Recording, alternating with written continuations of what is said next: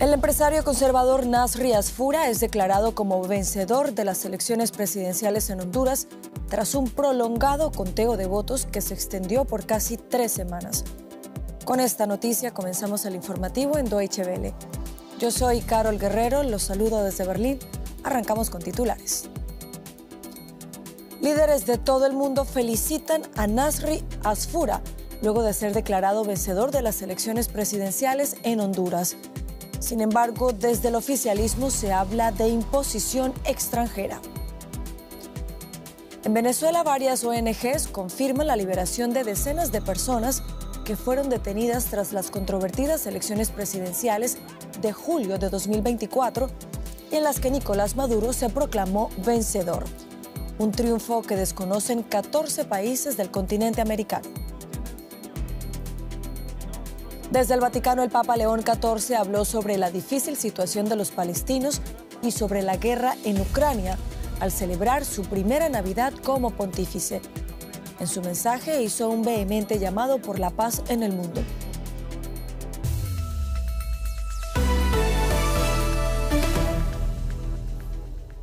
La misión de observación electoral de la Organización de los Estados Americanos en Honduras respaldó los resultados de las elecciones presidenciales emitidos por el ente electoral y que dio la victoria al candidato Nasri Asfura.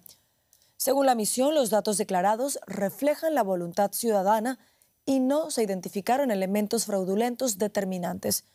Sin embargo, Salvador Nasralla, rival de Asfura, afirmó que no aceptará este resultado, mientras que el oficialismo calificó como fraude y una imposición extranjera el triunfo de Asfura. Mensaje de Navidad de Nasri Asfura, proclamado oficialmente presidente electo de Honduras. En Nochebuena celebramos el nacimiento de Jesús, el príncipe de la paz.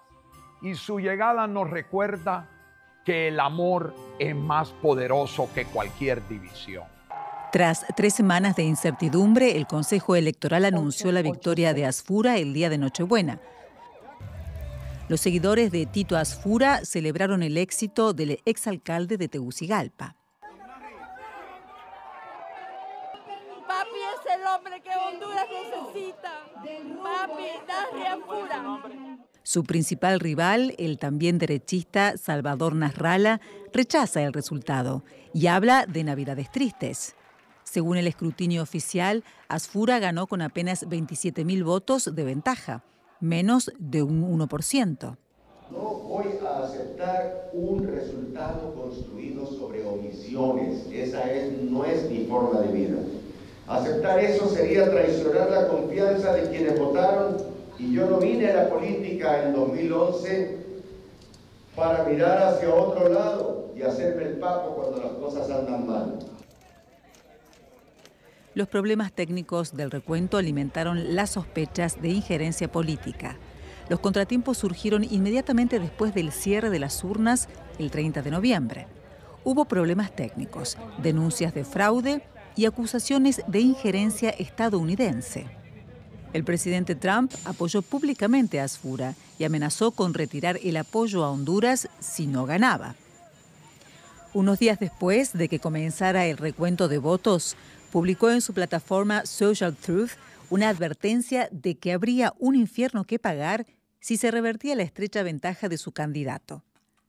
Nasri Asfura tomará posesión del cargo el 27 de enero. Y en Venezuela fueron liberadas 71 personas que habían sido detenidas tras las protestas por las cuestionadas elecciones presidenciales de julio de 2024, según ha informado el Comité de Madres en Defensa de la Verdad. La ONG reclama que todavía hay centenares de personas que siguen detenidas. Las excarcelaciones también fueron confirmadas por el Comité por la Libertad de los Presos Políticos, integrada por familiares de los detenidos. Según la ONG Foro Penal, actualmente hay 914 presos políticos en Venezuela. La mayoría fueron detenidos luego de que Nicolás Maduro se proclamara vencedor de unas elecciones consideradas fraudulentas por la oposición y que no han sido reconocidas por la Unión Europea y varios países. Ampliamos informaciones con la periodista Elizabeth Hostos, a quien saludamos a esta hora en Caracas. Elizabeth, buenas tardes para ti. ¿A qué obedece la liberación de estas personas? Un saludo especial para ti, Carol, y feliz Navidad a la audiencia. Si estas excarcelaciones obedecen a que Maduro está cediendo las presiones de los Estados Unidos y también del chavismo democrático, como se han denominado sectores que todavía apoyan a Maduro, pero consideran que debe haber una salida política y negociada a la crisis. También grupos de derechos humanos y partidos políticos de oposición han pedido que por favor se liberasen a todos los presos políticos. No solamente son esta primera camada, sino hay más de 1.100 presos políticos según la organización no gubernamental Venezuela, Justicia, Encuentro y Paz. Carol. Elizabeth, ¿y se esperan más liberaciones en los próximos días? Sí, extraoficialmente se conoció que hay una serie de conversaciones, negociaciones para que fuesen liberados otros presos políticos, sobre todo periodistas. Hay 23 detenidos, siguen adolescentes detenidos, mujeres detenidas y también algunos líderes políticos que tienen algunas afecciones de salud, y sería un gesto importante de parte del régimen bolivariano que se liberasen a venezolanos detenidos justamente por el simple hecho de pensar diferente, Carol. Es lo que se espera. Pues estaremos muy atentos a lo que ocurra en los próximos días. Elizabeth Hostos, desde Caracas, gracias por estas informaciones. Gracias a ustedes. Hasta pronto. Y el presidente de Estados Unidos, Donald Trump, volvió a anunciar que lanzará ataques terrestres contra carteles de la droga en América Latina tras 4 meses de bombardeos en el Caribe y el Pacífico contra lo que Washington califica como narcolanchas. Durante su mensaje navideño a las Fuerzas Armadas, el mandatario dijo que gracias a estos ataques en la región, el tráfico de droga por mar cayó en un 96%. Los bombardeos dejaron al menos 80 personas muertas, según el Pentágono, aunque otras fuentes hablan de más de un centenar. Expertos de la ONU, por su parte, denunciaron el bloqueo armado de Estados Unidos a buques petroleros de Venezuela y consideraron que viola el derecho internacional. China, que importa petróleo de Venezuela, y Rusia calificaron de acoso las acciones de Washington contra Caracas. El expresidente de Brasil, Jair Bolsonaro, en prisión por intento de golpe de Estado y actualmente ingresado en una clínica, ha apoyado por medio de una carta a su hijo Flavio Bolsonaro como candidato para las elecciones presidenciales de 2026.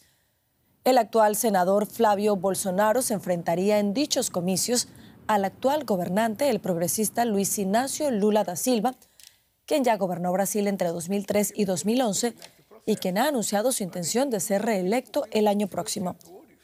Mientras tanto, Bolsonaro se sometió con éxito este jueves a una cirugía por una hernia bilateral en Brasilia. Por orden judicial, al menos 2 agentes de la policía vigilan la puerta de la habitación del expresidente brasileño en el hospital. Vamos ahora con un resumen de otros hechos que también son noticia en esta jornada. En Estados Unidos, fuertes lluvias en el sur de California han provocado 2 víctimas mortales. Las fuertes precipitaciones causaron inundaciones y numerosos deslizamientos de tierra. Hay alertas de evacuación para zonas montañosas del condado de San Bernardino, donde los incendios forestales de enero pasado dejaron desprotegido el terreno. En 6 condados, las autoridades declararon el estado de emergencia, entre ellos el de Los Ángeles. En Turquía, la Fiscalía de Estambul anunció la orden de arresto contra 137 presuntos miembros de la organización yihadista Estado Islámico. De ellos, 115 quedaron detenidos como sospechosos de preparar atentados durante las fiestas de fin de año, en particular contra personas no musulmanas. Rusia atacó un mercado en la ciudad ucraniana de Jersón, dejando al menos 1 muerto y 2 heridos. Según las autoridades ucranianas, el bombardeo provocó varios incendios en algunos de los puestos. Este ataque se produce luego de que Ucrania denunciara la ofensiva rusa con 131 drones que impactaron este jueves en el país durante la noche. Y el presidente de Ucrania, Volodymyr Zelensky, habló este jueves durante cerca de 1 hora con los negociadores de la Casa Blanca, Steve Witkoff y Jared Kushner, con el objetivo de poner fin a la invasión rusa. Zelensky habló con los emisarios de Donald Trump sobre las garantías de seguridad que pide a Washington para que Rusia no vuelva a invadir su país en caso de alcanzar la paz. Esto ocurre un día después de que el mandatario ucraniano diera a conocer los 20 puntos que acordó con Estados Unidos para poner fin a la guerra. En esta nueva versión, Zelensky abre la posibilidad a discutir una zona desmilitarizada en el Donetsk. Kiev sostiene que Washington ya envió el plan a Rusia, pero Putin hasta ahora no se pronunció al respecto. Y en su discurso navideño, el Papa León XIV llamó a Rusia y Ucrania para retomar conversaciones directas. Desde el balcón de la Basílica de San Pedro, en su primera bendición Urbi et Orbi festiva, el Papa recordó a las personas desplazadas por la guerra y los conflictos, incluidas las de Gaza, y dijo que es necesario mantener debates sinceros y respetuosos para encontrar una solución a la guerra en Ucrania. Escuchemos qué dijo el Sumo Pontífice a propósito del conflicto en Ucrania. Oremos de manera especial por el largo sufrimiento del pueblo ucraniano para que cese el estruendo de las armas y que las partes implicadas, con el apoyo del compromiso de la comunidad internacional, encuentren el valor para dialogar de manera sincera, directa y respetuosa. Y aquí en Alemania, el presidente federal Frank-Walter Steinmeier aprovechó su tradicional mensaje navideño para expresar su solidaridad con el pueblo de Ucrania. El jefe de Estado alemán destacó en su discurso los intensos esfuerzos diplomáticos de las últimas semanas para buscar y lograr el fin de este conflicto. Siempre hubo y sigue habiendo signos de esperanza y motivos de confianza. Esto implica que los europeos debemos tomar conciencia de nuestras fortalezas y valores y actuar en consecuencia. Hemos aprendido a lo largo de los siglos que la libertad, la dignidad humana, la paz y la autodeterminación democrática son indispensables. No nos daremos por vencidos en esto. No lo vamos a dejar de lado ni para nosotros ni para nuestros socios y amigos. Muchos de los valores que consideramos valiosos e irrenunciables también nos exigirán sacrificios. Debemos estar dispuestos a asumirlos y creo que lo estamos.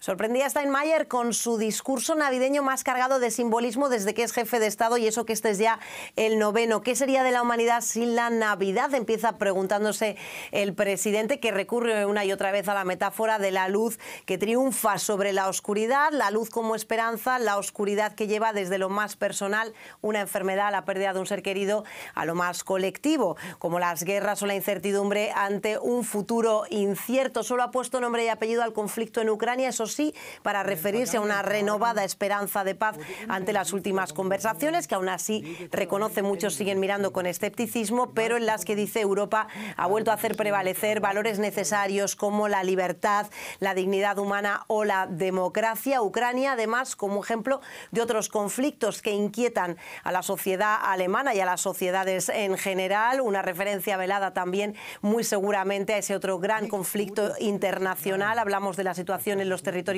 palestinos y en Israel. En todo este contexto, Steinmeier, eso sí, pide a los suyos diálogo y entendimiento, también coraje, un término indispensable en sus mensajes navideños, en sus discursos en general, que suele utilizar además como sensación, como sentimiento para enfrentar el auge de los extremismos, en concreto de la ultraderecha. Aquí en Alemania las últimas encuestas publicadas esta semana ponen de hecho al partido de ultraderecha ya como la fuerza con mayor apoyo en el país. A pesar de todo, pide Steinmeier esa chispa de esperanza para que la luz prevalezca sobre la oscuridad, esa esperanza por lo menos en Navidad en estos tiempos inciertos.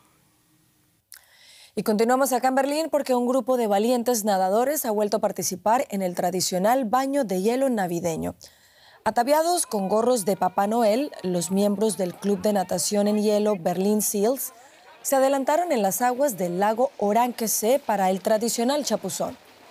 Este año particularmente el agua estaba a tan solo 1 grado, mientras afuera los termómetros marcaban 8 grados bajo cero.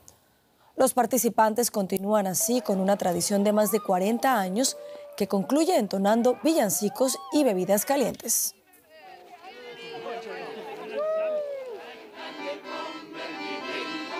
Y con esto llegamos al final del informativo. Continúen conectados a Deutsche Welle. Los espero en menos de 1 hora con más noticias.